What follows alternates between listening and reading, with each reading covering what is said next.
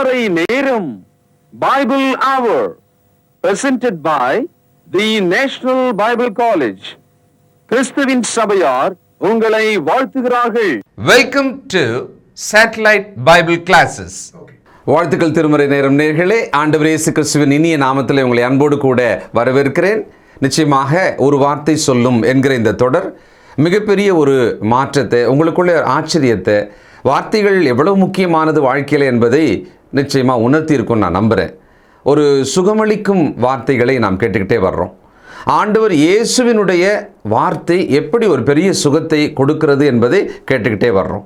நம்முடைய வார்த்தைகளை குறித்து நாம் கவனமாக இருக்கணுன்றது தான் நிச்சயமாக நாம் புரிந்து கொள்ள வேண்டிய, கற்றுக்கொள்ள வேண்டிய பாடம் கூட. நீதிமொழிகள் 16ஆம் அதிகாரம் 13வது வசனம். நீதியுள்ள உதடுகள் ராஜாக்களுக்கு பிரியம், நிதானமாய் பேசுகிறவனில் ராஜாக்கள் பிரியப்படுவார்கள்.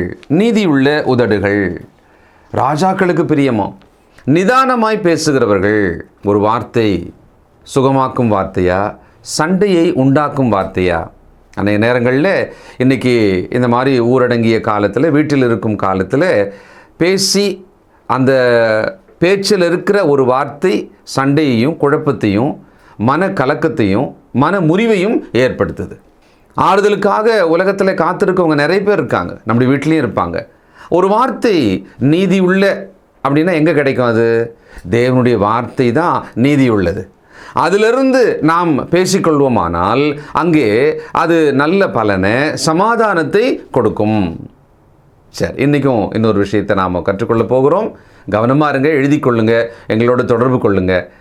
இந்த நாளில் நம்முடைய செய்தியாளர், தேசிய வேதாகம கல்லூரியினுடைய கல்வித்துறை தலைவர் டாக்டர் பீட்டர் சாலமன் ஐயா அவர்கள். வணக்கம் திருமறை நேர நேயர்களே, உங்கள் அனைவருக்கும் நெஞ்சார்ந்த புதிய நாள் வாழ்த்துக்கள். இந்த கிறிஸ்தவ விழிப்புணர்வு நிகழ்ச்சி சேட்டலைட் வழியாக உங்களை சந்திப்பதில் மிகவும் மகிழ்ச்சி அடைகிறேன். நம்முடைய நிகழ்ச்சியானது புதிய ஏற்பாட்டின் சத்தியத்தை நீங்கள் கைக்கொள்ளும்படி உங்களை வற்புறுத்துகிறது. இன்றைக்கு கிறிஸ்தவம் இரண்டு பெரும் பிரிவாக இருக்கிறது. ஒன்று மார்க்கம், அது எருசலேமில் ஸ்தாபிக்கப்பட்டது. கடந்த 2000 ஆண்டுகளாக புதிய ஏற்பாடு என்ன போதிக்கிறதோ அதை போதிக்கிறது. புதிய ஏற்பாடு எங்கே அமைதியை காக்கிறதோ அங்கே அமைதியாக இருக்கிறது. இது மார்க்கத்தின் அடையாளம். இன்னொரு பெரிய பிரிவு மதம். கிறிஸ்தவம் மதமாக இருக்கிறது. இது 325 ரோம தலைநகரத்தில் உருவாக்கப்பட்டது. இன்னொரு பெரிய பிரிவு 1529 ஜெர்மானியில் உருவாக்கப்பட்டது. இதை புராட்டஸ்டன்ட் சபைகள் என்று நாம் அழைக்கிறோம். 18வது நூற்றாண்டினுடைய கடைசியில் கனடாவிலும் இலங்கையிலும் பெந்தேகோஸ்தே சபைகள் உருவாக்கப்பட்டது. இந்த 3 பெரிய பிரிவுகளும் மதத்தை சார்ந்தது. இதில் ஏறக்குறைய 2000க்கும் மேற்பட்ட பிரிவுகள் அவர்களுக்குள்ளே இருக்கிறார்கள். இவர்களுடைய அடையாளம், கையில் புதிய ஏற்பாடு இருந்தாலும் பழைய ஏற்பாட்டுப்படி காணிக்கைகள், பண்டிகைகள், பழக்கங்கள், பாரம்பரியங்கள், விழாக்கள், தேவனை பார்த்தேன் என்று சொல்லக்கூடிய பொய், தேவன் சொல்லாத வார்த்தையை பேசக்கூடிய தீர்க்கதரிசிகள் அனைவரையும் நீங்கள் பார்க்கலாம். ஆகவே மதம் வேறு, மார்க்கம் வேறு. கணித்துக்குரிய கண்மணிகளே, தோழர்களே, பரிசுத்தவான்களே, இந்த நாட்களில் ஒரு சொல் என்ற தலைப்பில் இந்த தொடரை நாம் கவனிக்கிறோம். இன்றைக்கு மார்க்கு 5வது அதிகாரம் ஏறக்குறைய ஒரு 16 வசனங்களை நீங்கள் படிப்பீர்களானால் இயேசு ஒரு சொல்லை இங்கே பயன்படுத்துகிறார். அசுத்த ஆவியை பார்த்து வெளியே வா, கம் அவுட் என்று சொன்னார். அவ்வளவுதான். இந்த ஆவி வெளியே வந்தது. கிறிஸ்தவர்கள் மத்தியில் தேவன் இருக்கிறார் என்று நம்பினாலும் அவரை பற்றி அறிவு இல்லாதவர்களாய் பெரும்பாலான மக்கள் இருக்கிறார்கள். அதே போல பிசாசு இருக்கிறான் என்று நம்பினாலும் பிசாசை பற்றிய அறிவு அற்றவர்களாக இருக்கிறார்கள். இது ஒரு குழப்பமான நிலை. சகோதரர், பைபிள் முழுக்க பிசாசு யார் என்பதை தேவன் நமக்கு போதுமான அளவுக்கு சொல்லியிருக்கிறார். ஆதியாகமம் 3ஆம் அதிகாரத்தில் நம்முடைய தகப்பனாகிய ஆதாமும் ஏவாளும் அவர்கள் பாவம் செய்ததற்கு அடிப்படை காரணம் பிசாசு தன்னுடைய தந்திரத்தினாலே அவர்களை வஞ்சித்தான் என்று பார்க்கிறோம். அப்படியானால் பிசாசு என்பவன் a deceiving spirit, வஞ்சிக்கும் ஆவியாக இருக்கிறான். இன்றைக்கு உலகத்தில் கிறிஸ்தவர்கள் மத்தியில் பிசாசு ஓட்டுகிறவர்கள் இருக்கிறார்கள், பிசாசு ஓட்டுகிறவர்களை கண்டு கேலி செய்கிறவர்களும் இருக்கிறார்கள். இன்னொரு பகுதியினர் அதை பற்றி அக்கறையற்று மேதைகளைப் போல வாழ்கிறார்கள். ஆனால் இந்த கையில் நான் ஏந்திருக்கிற இந்த பைபிள் படி இதில் உள்ள வசனங்களை படிக்கும்போது நான் பிசாசு, அவனுடைய செயல், அவனுடைய ஏமாற்று, அவனுக்கு நாம் தப்ப வேண்டும் என்பதை அறிந்திருக்கிறேன். ஆகவே என் அன்பு சகோதரர்களே, நீங்கள் பிசாசை குறித்த ஒரு அறிவை அடைந்தால் மட்டும்தான் அவனுடைய வல்லமையிலிருந்து நாம் தப்ப முடியும். பிசாசை இயேசு கிறிஸ்து மனுஷ கொலைபாதகன் என்று சொல்கிறார். யோவான் 8ஆம் அதிகாரம் 44வது வசனம். இந்த கொலைபாதகனை போல் இருக்கிற இஸ் a murderer. எப்படி இருக்கானா? கெர்ஜிக்கிற சிங்கம் போல் இருக்கிறானா. எவனை விழுங்கலாமோ என்று சுற்றி பார்த்து வகை தேடி அலைகிறானா. 1 பேதுரு 5ஆம் அதிகாரம் 8வது வசனம். Is like a roaring lion என்று சொல்லப்பட்டிருக்கு. எபேசியர் 6ஆம் அதிகாரம் 12வது வசனத்தில் வான மண்டலத்தில் உள்ள பொல்லாத ஆவிகளோடும் சேனைகளோடும் நமக்கு போராட்டம் உண்டு என்று ஆவியானவர் சொல்லுகிறார். சுருக்கமாக உங்களுக்கு நான் இந்த தகவலை சொன்னேன். அதாவது யோவான் 8:44, 1 பேதுரு 5:8, எபேசியர் 6:12. சகோதரர்களே, அந்தகார பிசாசு இந்த உலகத்தில் நமக்கு நோய்களை கொண்டு வர முடியும், பைத்தியத்தை கொண்டு வர முடியும், புத்தி தடுமாற்றத்தை கொண்டு வர முடியும், அவிசுவாசத்தை கொண்டு வர முடியும், மரணத்தை கூட கொண்டு வர முடியும். ஆகவே நாம் இந்த விஷயத்தில் ரொம்ப ஜாக்கிரதையாக இருக்கணும். பரிசுத்த ஆவியை நம்புகிற மக்கள் எதிரடியாக அசுத்த ஆவி இருக்கிறான் என்பதை நமக்கு நினைவுபடுத்துகிறோம். அதாவது one believes Holy Spirit, he agrees there is evil spirit. பரிசுத்த ஆவி உண்டு என்று ஒருவன் சொன்னால் அதனுடைய அர்த்தமே எதிரில் அதற்கு எதிர்நிடையாக அசுத்தாவி இருக்கிறது என்று பொருளாகிறது. சகோதரர்களே, ரொம்ப ஆச்சரியமான ஒரு தகவல் உங்களுக்கு சொல்கிறேன். ஒன்றும் நீங்கள் குழம்ப வேண்டாம். இயேசு கிறிஸ்து தமது அப்போஸ்தலர்களுக்கு கட்டளை கொடுத்த போது அந்த கட்டளைகளுக்குள்ள ஒரு கருத்தை சொன்னார். இதை மத்தேயு 10வது அதிகாரம் 8வது வசனத்தில் நீங்கள் பார்க்கலாம்.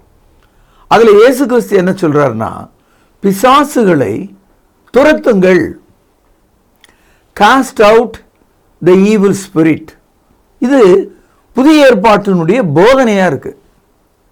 ஆனால் இன்றைக்கு நம்முடைய அண்ணாச்சிகளும் அறிவு சார்ந்த மேதைகளும் கொழுப்பு வாய்ந்த போதகர்களும் பைபிள் அறியாத கல்லாத மனிதர்களும் பரிசுத்த ஆவியை பற்றியும் நம்பிக்கை இல்லை, அசுத்த ஆவியை துரத்துகிற அதிகாரமும் இல்லை. இப்படிப்பட்ட ஒரு நிலையில தான் இந்த மதம் விழுந்து கிடக்கிறத நீங்கள் பார்க்கலாம். ஒரு டாக்டர்கிட்ட நம்ம போகும்போது நம்முடைய நோயின் குறியை தகவலை எல்லாம் சொல்லும்போது அவருடைய மனதுக்குள்ள இந்த நோய் எங்கிருந்து, எப்படி, எதனால, எந்த பாகத்தில் இருக்கிறது என்பதை தோராயமாக அவருக்கு தெரியும். காரணம், அதற்காக அவர் 5 ஆண்டுகளிலிருந்து 8 ஆண்டுகள் படித்திருக்கிறார். அதனால் அவருடைய மனத்திரையில் இந்த மனிதன் சொல்லுகிற கருத்துகள் எங்கே இருக்கிறது அந்த பாதிப்பு என்பது தோராயமாக அவருக்கு தெரியும். அது மாத்திரமல்ல, இப்பொழுதெல்லாம் ஸ்கேனு, எக்ஸ்ரே இதெல்லாம் எடுக்கிறாங்க இல்லையா, அதன் வழியாக அவர் என்ன நினைச்சாரோ அந்த இடத்துல தான் அது இருக்கா இல்லையா, அது எவ்வளோ பெருசாக இருக்குது என்பதையும் இந்த ரிப்போர்ட் வழியாக அந்த டாக்டர் தெரிஞ்சுக்கிறார். அதே மாதிரி தான் ஒரு மனிதனை நாம் காணும்போது, அவனுடைய செயலை காணும்போது அவனுடைய ஆர்ப்பாட்டத்தை காணும்போது, அவனுடைய அசுத்தத்தை காணும்போது, அவனுக்குள் எப்படிப்பட்ட ஒரு ஆவி இருக்கிறது என்பதை நம்மால் தெரிந்து கொள்ள முடியும். அதனால தான் வான மண்டலத்தில் உள்ள பொல்லாத சேனைகளோடும் ஆவிகளோடும் இப்பிரபஞ்சத்தின் லோகாதிபதிகளோடும் நமக்கு போராட்டம் உண்டு என்று பரிசுத்த ஆவியானவர் நமக்கு நினைவுபடுத்தி இருக்கிறார். அது மாத்திரமல்ல, பிசாசானவன் கிறிஸ்துவனுடைய வார்த்தைகளை மாற்றி சொல்லக்கூடியவனாக இருக்கிறான். ஆதியாகமம் 3ஆம் அதிகாரம் 1 வசனத்தில் பார்க்கிறோம். பிசாசானவன் தந்திரம் உள்ளவனாய் ஏவாளை எவ்விதமாக வஞ்சித்தான், கர்த்தர் சொன்ன கட்டளையை மீறும்படி செய்தான் என்று நாம் படிக்கிறோம். அதே போல 1 தீமோத்தேயு 4ஆம் அதிகாரத்தில் 2ஆம் வசனத்தில் பிசாசுகளின் உபதேசம், த டாக்டரின்ஸ் ஆஃப் த டெவில் என்றே சொல்லியிருக்கிறது. அப்போ பிசாசுகளின் உபதேசம் என்னது என்பதை புதிய ஏற்பாடு நம்ம படித்து தராவா நம்ம புரிஞ்சுக்கிட்டோம்னா எது பிசாசின் உபதேசம் அப்படின்னு நம்ம தெரிஞ்சுக்கலாம். ஒரு உதாரணத்தை நான் உங்களுக்கு சொல்கிறேன். பிசாசினுடைய உபதேசத்தில் ஒன்று, விவாகம் பண்ணக்கூடாது, நோ மேரேஜ். இப்போ உங்கள் மனசில் அதை புரிஞ்சுங்க. இந்த மாதிரி சொல்கிறவங்க நிறைய பேர் இருக்காங்க. உதாரணமாக கத்தோலிக்கத்தில் இருக்கிற போப், அவர் கீழே இருக்கிற அத்தனை பேரும் திருமணமாகாதவர்கள். அதுபோல் சிபிஎம் சபையில் இருக்கிற போதகர்கள், அங்கே இருக்கிற சகோதரிகள் திருமணமாகாதவர்கள். திருமணம் ஆகாமல் ஊழியம் செய்யலாம், திருமணம் வேண்டாம் என்று ஒருவர் மறுதளிக்கலாம், அது தேவையில்லைன்னு அப்படின்னு சொல்லிட்டு போயிடலாம். ஆனால் அது ஒரு உபதேசமாக எல்லாருமே திருமணம் பண்ணக்கூடாது அப்படின்னு சொல்லக்கூடாது. இப்போ பவுலுக்கு விருப்பம் இல்லை திருமணத்தில், ஆக திருமணம் மற்றவராக இருக்கிறார். பேதுருவுக்கு திருமணத்தில் விருப்பம் இருக்கிறது, தன் மனைவியோடவே அவர் ஊழியம் செய்திருக்கிறதான குறிப்புகளை புதிய ஏற்பாட்டில் படிக்கிறோம். அப்போது பைபிள் என்ன சொல்லுது?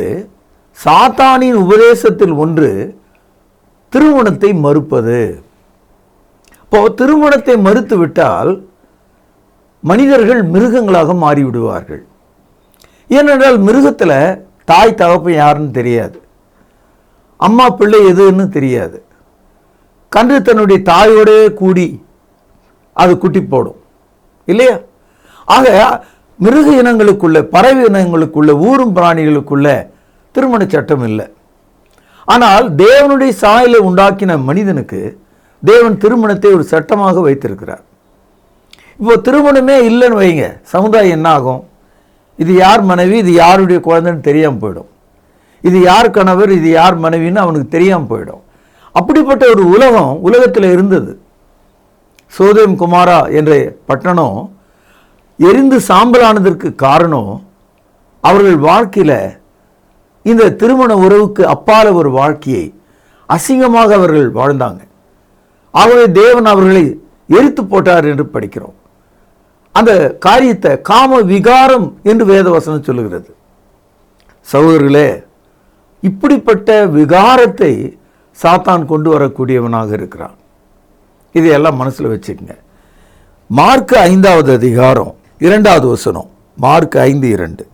அவர் படவிலிருந்து இறங்கின உடனே அசுத்த ஆவி உள்ள மனுஷன் பிரேத கல்லறையிலிருந்து அவருக்கு எதிராக வந்தான். இந்த ஒரு வசனத்தில் அசுத்த ஆவி உள்ள மனிதன், முதல்ல மனிதர்களுக்கு அசுத்த ஆவி பிடிக்கும். இரண்டாவது, அவனுடைய குடியிருப்பு கல்லறையில் இருந்தது. ஏன் அவன் சமுதாயத்தில் இல்லை, மற்றவர்களோடு இல்லை, பிணங்களோடு வாழ்கிறான். 3வது வசனம், அவனுடைய குடியிருப்பு கல்லறையில் இருந்தது. இரண்டாவது, இந்த மனுஷனை கையையும் கட்ட முடியாது, காலையும் கட்ட முடியாது. சங்கிலி, விலங்கு அப்படின்னு 2 வார்த்தை இருக்கு. போலீஸ் ஒரு ஆளை விலங்கு போட்டு அழைச்சின்னு போகிறான் அப்படின்னு சொல்லுவாங்க. விலங்குனா என்னது? 2 கையையோ 2 காலையோ இணைக்கிற மாதிரி 8 மாதிரி இருக்கிற 2 வளையங்கள். அதை ஆங்கிலத்தில் ஷேக்கல்ஸ் அப்படின்னு சொல்கிறாங்க. அது காலில் போட்டுறது. விலங்குனா என்னது? அது சங்கிலி, அதை சுற்றி சுற்றி கட்டலாம். இந்த மனிதனை சங்கிலிகளாலும் கட்ட முடியாதான், விலங்கினாலும் கட்ட முடியாதான். அப்படியே பட்டென்று வெடித்து அதை உடைத்து போட்டு விடுவான். 4வது வசனம் பாருங்கள். அவன் அநேக தரம் விலங்குகளினாலும் சங்கிலிகளினாலும் கட்டப்பட்டிருந்தும் சங்கிலிகளை முறித்து விலங்குகளை தகர்த்து போடுவான். அவனை அடக்க ஒருவனாலும் கூடாது. ரொம்ப பயங்கரமான நிலைமை, ஒரு கொடிய நிலைமை. சகோதரர்களே, ஒரு மனிதனுக்கு பிசாசு பிடிக்கும்போது, அசுத்தாவி உள்ளே வரும்போது, அது ஒத்த ரெட்டையா 10, 20, 30 ஏராளமாக கூட வந்து வாசமாக இருக்க முடியும். இப்போ உதாரணமாக இந்தியாவில் எத்தனை பேர் குடியிருக்காங்க அப்படின்னா 130 கோடி மக்கள் குடியிருக்காங்க ஒரு நிலப்பரப்புக்குள்ள. அது மாதிரி மனிதனுக்குள்ள சாத்தான் என்ன செய்கிறான், 6000 பேராக உள்ள கூட வந்து வாழ முடியும். இந்த மனிதனுடைய நிலைமை அப்படிதான். இவன் மத்தியில் இந்த மனிதனுடைய உடல்ல 6000 பிசாசுகள் வந்து குடியிருந்ததாம். அதனால லத்தீன் மொழியில 6000 என்ற சொல்லுக்கு லேகியோன் என்று பெயர். இதை இயேசு கிறிஸ்து அவனை பார்த்து கேட்கிறார். 9ஆம் வசனம். அப்பொழுது அவர் அவனை நோக்கி, உன் பேர் என்ன என்று கேட்டார். அதற்கு அவன், நாங்கள் அநேகராக இருக்கிறபடியால் என் பேர் லேகியோன் என்று சொல்லி. அப்படியானால் லேகியோன் என்று சொன்னா 6000 பேர்னு அர்த்தம். 6000 பிசாசுகளின் ஆவியை ஒரு மனிதனுக்குள்ளே இருக்கும்போது அவனுடைய நிலைமை என்னவா இருக்கும்? அதனால தான் இந்த மனிதன் கல்லறையிலே குடியிருக்கிறான். சங்கிலிகளாலும் விலங்கினாலும் அவனை ஒருவனும் கட்ட முடியல. தன்னுடைய சொந்த உடலை கல் எடுத்து குத்தி இரவும் பகலும் ஓ என்று கத்துகிறவனாக இருந்திருக்கிறான். 5வது வசனம் பாருங்கள். அவன் எப்பொழுதும் இரவும் பகலும் மலைகளிலும் கல்லறைகளிலும் இருந்து கூக்குரலிட்டு கல்லுகளினாலே தன்னை காயப்படுத்தி கொண்டிருந்தான். இந்த மனுஷனுடைய ஒரு துயரமான நிலைமை. ஆங்கிலத்தில் டோர்மெண்ட் என்று ஒரு வார்த்தை இருக்கு. அதாவது தன்னைத்தானே வதைத்து கொள்வது. சில பேர் பார்த்தீங்கன்னா பெட்ரோல் ஊற்றி தங்களை கொளுத்திக்கிறாங்க, அல்லது எரிகிற வீட்டுக்குள்ளே போய் சாம்பலாகிறாங்க. அதுதான் தங்களையே வதைக்கிறாங்க. அவங்க தங்களுடைய முழு உடலையும் எரித்து கொள்ள விரும்புகிறாங்க. அது மாதிரி இந்த மனிதன் தன்னுடைய முழு உடம்பையும் காயப்படுத்தி கொண்டே இருந்தான். ரத்தம் ஓடிக்கொண்டே இருந்தது. என்ன ஒரு மோசமான நிலை! இப்படிப்பட்ட ஒரு மனுஷனை யாராவது கடவுள்னு சொல்லுவாங்களா? நம்ம ஊரில் சொல்கிறாங்க. இந்த ஸ்டேஜில் இருக்கிற உருவத்தை, இந்த நிலையில் இருக்கிற ஒரு தோற்றத்தை நம்ம ஆள் கடவுள்னு சொன்னால் ஏற்றுக்கிறான். இப்படி தான் கடவுள் இருப்பார்னு கூட நினைக்கிறான். அன்பு சகோதரர்களே, தேவன் இப்படிப்பட்டவர் அல்ல, இப்படி இருக்கிறவரும் அல்ல. பிசாசு தான் இதனுடைய அடையாளமாக இருக்கிறான். Devil looks like this. He's a horrible person. He torments man. மனிதனை அவன் வதைக்கிறான். சகோதரர்களே, இயேசு கிறிஸ்து அந்த மனுஷனிடத்தில் ஒரே ஒரு சொல்ல சொன்னார். அந்த சொல்லு என்னன்னு பார்த்தீங்கன்னா 8வது வசனம். ஏனெனில் அவர் அவனை நோக்கி, அசுத்த ஆவியே இந்த மனுஷனை விட்டு புறப்பட்டு போ என்று சொல்லியிருந்தார். அதாவது இந்த இடத்துல புறப்பட்டு போ, கம் அவுட், அல்லது லீவ் ஹிம், புறப்பட்டு போ என்று சொன்னாராம். சொன்ன உடனே அவனுக்குள்ள இருந்த அந்த ஆளுமை, அவனை இதுவரைக்கும் கல்லறையிலே குடியிருக்கிறவனாகவும் கல்லுகளால் தன்னையே குத்தி கொள்கிறவனாகவும் இரவும் பகலும் கத்தி சத்தம் போடுகிறவனாகவும் சங்கிலிகளாலும் விலங்குகளாலும் கட்டப்பட முடியாமல் அதை உடைத்து போடுகிற வல்லமை உடையவனாகவும் இருந்த இந்த பயங்கரமான ஒரு மனிதன் ஒரே ஒரு சொல்லால் சுகமாக்கப்பட்டு விட்டான். கம் அவுட் என்று சொன்ன உடனே, வெளியே போ அல்லது வெளியே வா என்று சொன்ன உடனே அவனை விட்டு அது போயிற்று. அந்த வல்லமையான அந்த ஆவி வெளியே போகும்போது எதிரில் மலையின் சரிவில் ஏறக்குறைய 2000 பன்றிகள் மேய்ந்து கொண்டிருந்ததாம். அந்த பன்றிகளுக்குள்ளே அது உள்ளே போயிட்டு தான் 6000 பிசாசுகள் 2000 பன்றிகளுக்குள் போன உடனே பன்றிகள் தங்களுடைய கால்களால் நிற்க முடியாமல் கால்கள் மடித்து கொண்டு அது உருள ஆரம்பித்தது. அப்படியே உருண்ட அந்த பன்றிகள் கடலில் போய் விழுந்து, அது கனமுடைய ஒரு பன்றியாக இருந்ததுனால தண்ணிக்குள்ளே மூழ்கி அப்படியே செத்து போயிட்டுது. வாசிப்போம் 13வது வசனம். இயேசு அவளுக்கு உத்தரவு கொடுத்த உடனே அசுத்தாவிகள் புறப்பட்டு பன்றிகளுக்குள்ளே போயின. உடனே ஏறக்குறைய 2000 பன்றிகள் உள்ள அந்த கூட்டம் உயர்ந்த மேட்டிலிருந்து ஓடி கடலிலே பாய்ந்து கடலில் அமிழ்ந்து மாண்டது. ஏன்னா ஒரு பன்றின்னு சொன்னா ஒரு 50 கிலோ, அதுக்குள்ள போனதுனால அதால் நிற்க முடியல.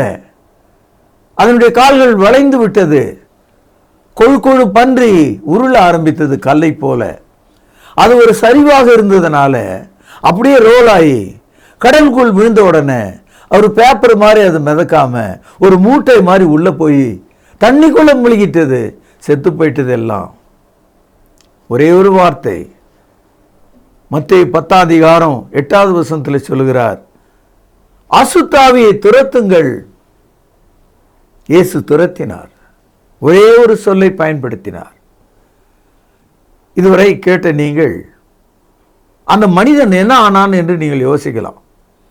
சங்கிலிகள், விலங்குகள், கல்லறையிலே குடியிருப்பு, உடலெல்லாம் காயம், ஓ என்ற சத்தம். அந்த மனிதன் என்ன ஆனான் தெரியுங்களா? பாருங்கள், 5ஆம் அதிகாரம் 15வது வசனம். இயேசுனிடத்தில் வந்து லேகியோனாகிய பிசாசு பிடித்திருந்தவன் வஸ்திரம் தரித்து உட்கார்ந்து புத்தி தெளிந்திருக்கிறதை கண்டு பயந்தார்கள். அந்த ஆளு சட்டை போட்டுக்கிட்டு புத்தி தெளிந்து அமைதியா இயேசு பக்கத்தில் உட்கார்ந்துருக்கார். அந்த ஊர் ஜனங்கள் இதை கண்டாங்க. அது மாத்திரமல்ல, அந்த சுகமாக்கப்பட்ட அந்த மனிதன் இயேசுவின் பின்னாலேயே ஓட விரும்பினான். அவர் சொன்னாரு, கர்த்தர் உனக்கு செய்ததை போய் எல்லாருக்கும் சொல்லு. வாசிப்போம் மார்க் 5ஆம் அதிகாரம் 18-19 வசனங்கள். அப்படியே அவர் படவிலே ஏறுகிற பொழுது பிசாசு பிடித்தவன் அவரோடு கூட இருக்கும்படி தனக்கு உத்தரவு கொடுக்க அவரை வேண்டிக் கொண்டான். இயேசு அவனுக்கு உத்தரவு கொடாமல், நீ உன் இனத்தாரிடத்தில் உன் வீட்டிற்கு போய் கர்த்தர் உனக்கு இறங்கி உனக்கு செய்தவைகளை எல்லாம் அவர்களுக்கு அறிவி என்று சொன்னான். அந்தபடி அவன் போய் இயேசு தனக்கு செய்தவைகளை எல்லாம் தெக்கப்பொலி என்னும் நாட்டிலே பிரசுத்தம் பண்ண தொடங்கினான். எல்லாரும் ஆச்சரியப்பட்டார்கள். அருமையான ஒரு வரலாற்று பகுதியை நம்ம இன்னைக்கு படித்தோம். தெக்கப்பொலி என்ற அந்த தேசம் முழுவதும் இந்த நற்செய்தி பரவியது.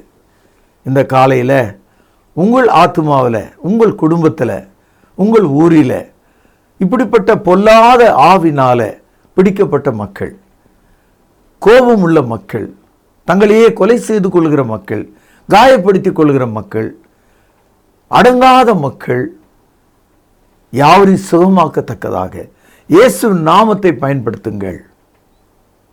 பிசாசை துரத்துங்கள். அப்பொழுது அவன் உங்களை விட்டு ஓடி போவான். தேவனுக்கு கீழ்ப்படிந்திருங்கள். அப்பொழுது அவன் உங்களை விட்டு ஓடி போவான்.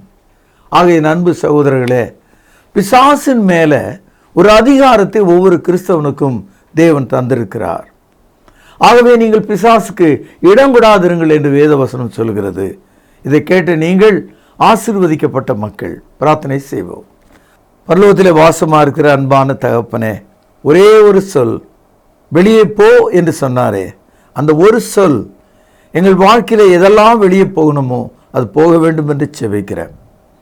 ஒவ்வொரு வீட்டையும் கண்ணோக்கி பாரும். ஒரு சகோதர சகோதரிகளை கண்ணோக்கி பாரும். இந்த தேசத்தை கண்ணோக்கி பாரும். பொல்லாத ஆவிலிருந்தும் இந்த மக்களை காத்தருளும். இயேசுவின் நாமத்தில் ஜெபத்தை கேட்டருளும். பரிசுத்தமுள்ள எங்கள் நல்ல பிதாவே, ஆமென். இயேசு கிறிஸ்துவின் இனிய நாமத்தில் திருமறை நேர நேயர்களுக்கு வாழ்த்துக்கள். ஒரு சொல் என்ற தொடரை தொடர்ந்து பார்த்து கொண்டு வருகிறீர்கள். நேயர்களே, இன்றைய செய்தி உங்களுக்கு பிரயோஜனமாக இருந்ததா? குறிப்புகள் எல்லாம் எழுதி கொள்கிறீர்களா? இதை இப்பொழுது கேட்டதோடு விட்டுவிடாமல் கூடுமான வரை நீங்கள் வீட்டிலே குழுவாக வேத பாடத்தில் இதை படிக்கும்படி மற்றவர்களோடு இதை பகிர்ந்து கொள்ளும்படி உங்களை அன்போடு கேட்டுக்கொள்கிறோம். ஒரு சொல். இந்த ஒரு சொல்லில் என்ன இருக்கிறது? பிரியமானவர்களே, பல நூற்றாண்டுகளுக்கு முன்பு பெரிய யுத்தங்கள் நடக்கும் பொழுது இரு படைகளுக்கு தலைமை தாங்குகிறவர்கள் சொல்லக்கூடிய ஒரு சொல்தான் வெற்றியை தோல்வியை தீர்மானிக்கின்றது. சரித்திரத்திலே வின்ஸ்டன் சர்ச்சில் என்ற இங்கிலாந்து பிரதமருடைய அந்த மாபெரும் உரை, அதில் அவர் சொன்ன சொல் தோல்வியிலே தோண்டு போய் கொண்டிருந்த இங்கிலாந்து நேச நாடுகளை வெற்றியின் பக்கமாக திரும்பச் செய்தது என்று சொல்வார்கள். அந்த வகையில் ஒரு மனிதனுடைய ஒரு சொல் தோல்வியிலிருந்து வெற்றியை கொடுக்குமானால் சிந்தித்து பாருங்கள், வானத்திலிருந்து இறங்கி வந்த தேவகுமாரனாகி இயேசு கிறிஸ்துவினுடைய சொல் எவ்வளவு வல்லமையுள்ளதாக இருக்கும். இந்த நாளிலே அப்படிப்பட்ட ஒரு சொல், அவனை விட்டு வெளியே வா. ஆம் பிரியமானவர்களே, வாழ்நாள் எல்லாம் கல்லறையிலே குடியிருந்த ஒரு மனிதனை இயேசு கிறிஸ்துவினுடைய ஒரு சொல் அந்த கல்லறையிலிருந்து வெளியே வரச் செய்தது. அவனுக்குள் குடியிருந்த ஆயிரக்கணக்கான பிசாசுகளை அவனை விட்டு வெளியே வரச் செய்தது. இன்றைக்கு நம்முடைய உள்ளத்துக்குள், நம்முடைய வாழ்க்கைக்குள் இருக்கிற அநேக கசப்பான காரியங்கள், பாவமான காரியங்கள், இயேசுவின் ஒரு சொல்லை கேட்டு அது வெளியே வந்துவிட வேண்டும். நமக்குள் இயேசு கிறிஸ்துவினுடைய வார்த்தை நுழைய வேண்டும். நம்மை அது மாற்ற வேண்டும். பிரியமானவர்களே, அதற்கு நம்மை தாழ்த்துவோமா? இன்னும் நீங்கள் கேட்ட செய்தியிலிருந்து உங்களுக்கான பரிசு கேள்வி இதுதான். லேகியோன் என்றால் எத்தனை? லேகியோன் என்றால் எத்தனை? இந்த கேள்வியை நீங்கள் முதலாவது எழுதி வசனத்தின்படியாக இன்று கேட்ட செய்தியின் உதவியோடு சரியான பதிலை உடனே எழுதுங்கள். நேயர்களே, இதுவரைக்கும் அநேக சரியான பதில்களை செல்போன் மூலமாக SMS மூலமாக தெரிவித்திருந்தீர்கள். உங்களை பாராட்டுகிறோம். அது மட்டுமல்ல, இந்த நிகழ்ச்சிகளை யூடியூப்பில் தினந்தோறும் அப்லோட் செய்கிறோம். பைபிள் அவர் டிவி என்ற யூடியூப் சேனலில் பாருங்கள், சப்ஸ்கிரைப் செய்யுங்கள். அது மட்டுமல்ல, இந்த சேனலை குறித்து மற்றவர்களோடு பகிர்ந்து கொள்ளுங்கள். பிரியமானவர்களே, இந்த நிகழ்ச்சிகளை பைபிள் அவர் ஆப் மூலமாக ஸ்மார்ட் ஃபோனில் பதிவு செய்து பாருங்கள், பிறரும் பார்க்கும்படி உற்சாகப்படுத்துங்கள். மீண்டும் உங்களை சந்திக்கும் வரை நமது ஆண்டவராக இயேசு கிறிஸ்துவின் கிருபையானது உங்கள் அனைவரோடும் கூட இருப்பதாக. தொடர்பு கொள்ள வேண்டிய முகவரி: திருமறை நேரம், 58 சர்ச் தெரு, குமரன் நகர், சென்னை 6082. செல்போன் 9385500882. கர்த்தாவே, தேவர்களில் உமக்குப்பானவர் யார்? வானத்திலும் பூமியிலும் உமக்குப்பானவர் யார்?